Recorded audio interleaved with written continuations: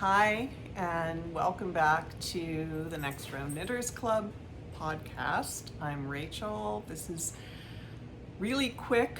It's a quick turnaround from the last podcast, but it also is probably going to be a really quick podcast because there's just a lot going on, but I wanted to pop on because I have two finished objects and I have this amazing bouquet of destashing yarn. So I'm going to talk about that at the end, so stick around. But the two finished objects are being gifted and I am delivering them in person this week, so definitely wanted to make sure that I could show them. So the first is this gorgeous ghost flower shawl, or ghost flower, I think it's called a scarf, by Amy Christoffers, who also is the brilliant designer behind all the pressed flower shawls and cardigans and scarves and bandanas and all of that. So definitely a flower motif is big in her designing. I think, I talked about this a little bit last time with the Wishing Star shawl by Helen Stewart. I find these types of shawls the most wearable, and I'll show you. It took less than a full skein of fingering. I can untangle myself. Okay. So you sort of can get a sense of the just incredible drapiness of this, to the beautiful ghost flowers, the missing flowers. There's my little tag, Rachel's Woolen Love. I don't know if you can read that. Anyway, this is going to its new home, someone who is having a bit of a hard time at the moment, and I want to bring a little bit of spring sunshine and deliver this really easy to wear little spring shawl. So that is made out of, unfortunately, a dyer who's not dyeing anymore, Woolberry Fiber Co. It is their smooth sock in the color Sock Talk. For those of you who have some, and I'm sure there are many of you in your stash, I had not bought a ton of yarn from them, but pulled this out thinking it just looked like spring with the little sort of dots of wildflower colors all over, and it really was the perfect accompaniment to this pattern. I don't know if you can see, there's like hair on it. I don't know if you can see the little specks really well, but they are very visible in person. Okay, and then the second finished object, I finally finished my vanilla socks, well, not quite vanilla socks, for my daughter out of the Felici sock yarn in the Rustic cabin colorway. I think these are, God, they look huge on camera. We do have big feet in our family, but not that big. So for some reason, the toes did not quite match up. They do seem to be the same length, but I got there more quickly. I think it had something to do with where I started the heel and where I started the cuff. It was definitely a little off, but it's fine. I don't think she'll mind. I have been using, and I have been obsessed with, the Socksploration socks by Denise DeSantis, Earth Tone Girl, in her book No Fear Sock Knitting. I think right now that is going to be my go-to pattern. As I mentioned in a different podcast, I didn't really love doing heel flop and gusset. I know this is a pretty, I don't know what the word is. It's an issue sometimes. People think that is the only, heel that really fits. For us, we definitely have found that the shadow wrap heel is fine, and so for the moment, because I love doing it so much more and it looks great, I think that's what we're gonna do. So that brings me to my next little whip. I was trying to figure out if there was a way to not cast on something new for my trip. I'm heading up east for my grandson's 2nd birthday. Very excited about that. And I found this little beginning of a sock, and I love the colors, and this is in a bag by me, which I may start making again when I get resettled. So the two yarns really complement each other. I did not get them together. They were both in my stash, but this like burgundy color is Barnyard Knits, Japanese maple, and I love her dyeing. I have tons of her yarn. And the second one is really an extraordinary color by Machete shop that is aptly named Pumpkin Spice Latte. And you can see that it does have a little bit of that, like that burgundy-ish color, purpley burgundy color in the flex. It just looks perfect together. So I'm making these for me, and they are to remind me that all this crazy work that I'm that I'm involved in to get this house on the market is all in service of my big cross-country move, which hopefully will land me in East Coast, upstate New York, and one of my favorite moments in that part of the country is fall, and these socks totally scream fall. So I'm really excited to just have these progressing and reminding me of why I'm doing what I'm doing. Okay, so I only pulled one other whip. I have been working on the jaunty, which I just showed. It's slow going, you know, I usually do about 8 rows at a time because that's an 8-row repeat. And so it's inching along and it's great. You know, I think as I said last time, the colors are a little muddy for my liking, and so I'm not getting the same dopamine color, you know, hit that I have from some of the other projects. But it's fine, it's going along. And the same could be true of the next whip, which I'm really not enjoying at all. I'll be honest. The process is not fun for me for a variety of reasons, which I'm going to go into. I think it's a gorgeous pattern. It is this Woodland Whispers shawl. It's very graphic. It's simplistic, but very classic. It is designed by Gabby Fontana. It was designed originally for Mayak. I am doing it out of Purl, Soho, Linen Quill. I'm doing it out of the honey pink color and the fresh nutmeg color. So, let's see where I can pull these without pulling everything out. Let's see. Okay, so that's fresh nutmeg, and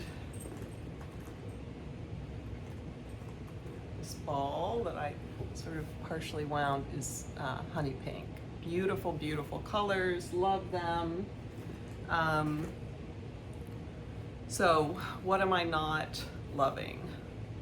Well, it looks great, and I think this is going to be eventually exactly what I'm hoping for. It's going to be a very large, lightweight, neutral, because I definitely have a lot of colored shawls that I can throw in a carry-on when I travel on planes. I'm always like hot and cold and hot and cold, so I'm really, you know, thinking this will be perfect for that.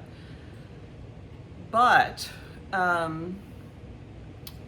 you're changing colors every 4 rows, and you're carrying the other color up the side, so you have to do that little like twisting thing.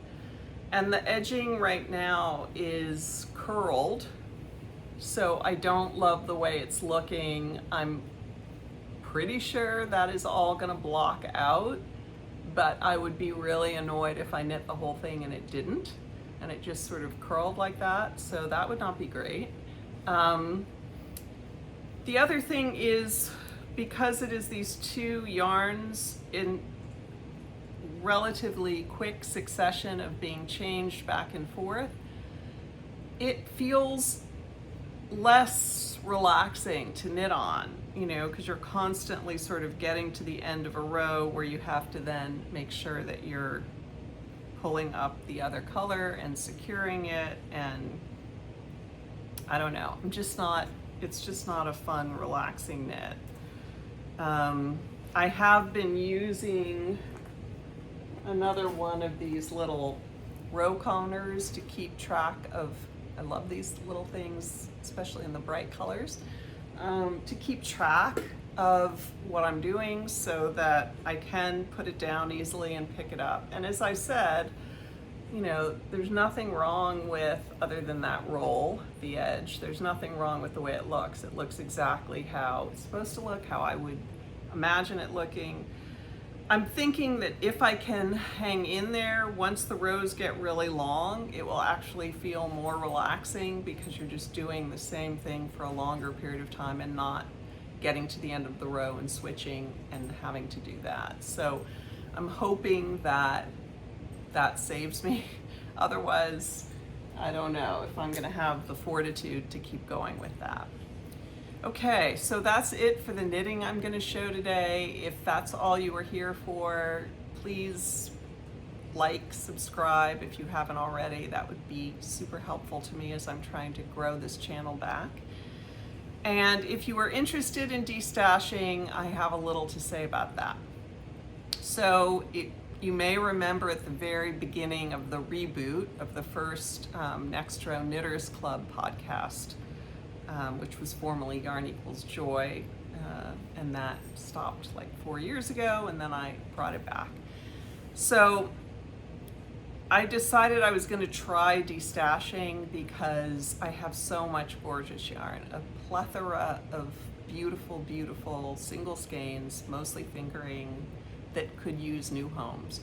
And I made this beautiful box, and someone actually reached out, and I was kind of surprised because I hadn't heard anything. Someone reached out, wanted it. I was so happy. We had a little bit of back and forth because I hadn't really figured out yet how to do the financial piece of it.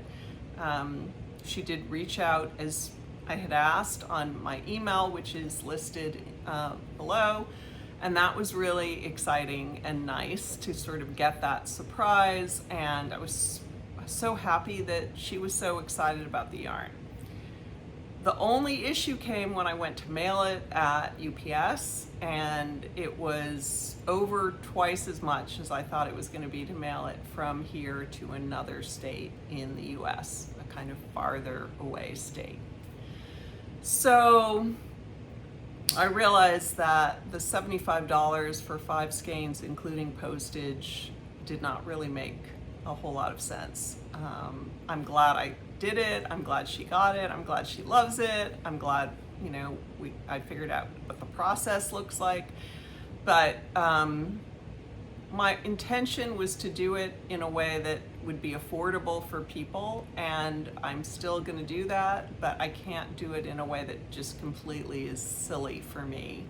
And I ended up spending like $33 of the $75 sending it UPS, so that was really crazy. So what I'm going to try to do, I'm going to make 2 changes. I'm going to not send it in that lovely pink box. I'm going to send it in a mailer to hopefully cut down a little bit on the cost. Although it wasn't the weight, it really was the distance, he explained to me, which, you know, obviously UPS has gone up. No one has realized that, has gone up substantially in the last few years.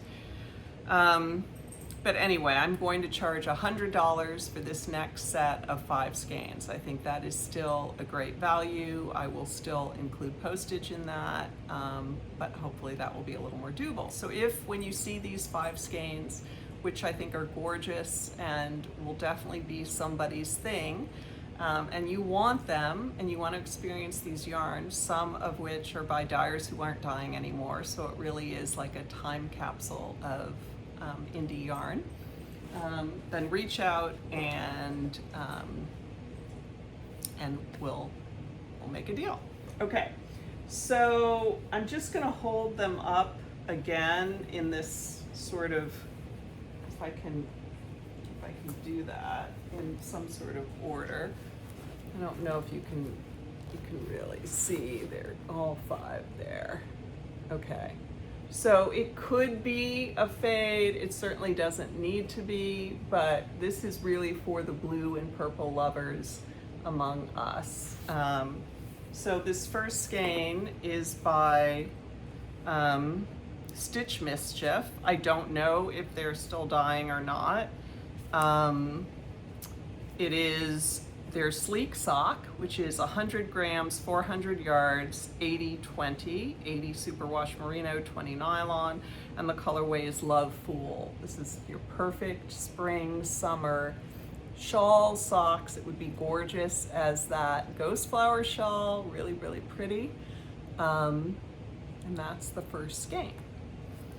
The second skein also leans into the blues and the purples, but has some pink and a little bit of kind of darker tones. It's a little moodier, still really gorgeous. Evil Little Goat, no longer dying, I'm pretty sure.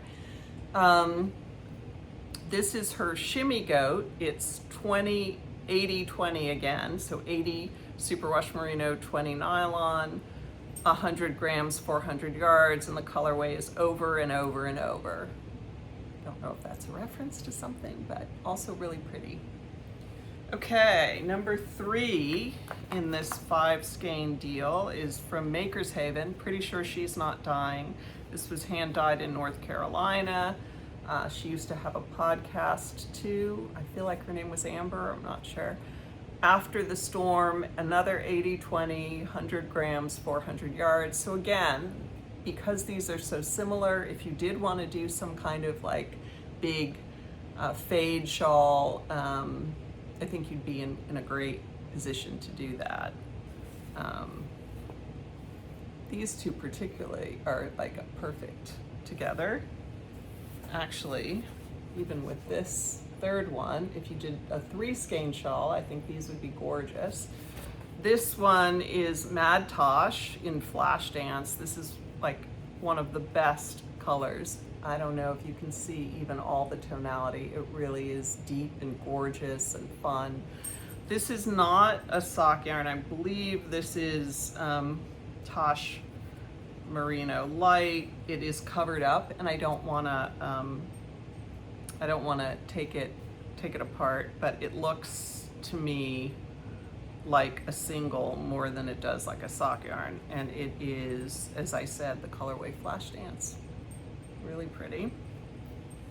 And then last is this really gorgeous spun right round.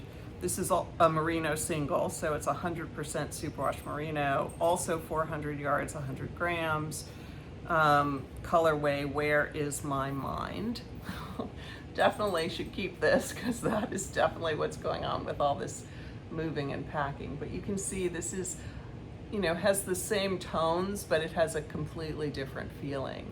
This would also make an extraordinary ghost flower shawl. I mean, just sort of imagine that in this pattern. It would be really, really pretty. Okay, so that's it for today. Please subscribe, like, contact me below via email if this 5 skeins for $100 in the US or Canada is something that you would like, and I will try to do another destashing set. So hope you're having a great Sunday. I don't think I said today is Sunday. I guess it must be the 22nd of March, 2026. Keep knitting, and remember, just one row at a time. You are part of the Next Row Knitters Club. Thanks. Bye.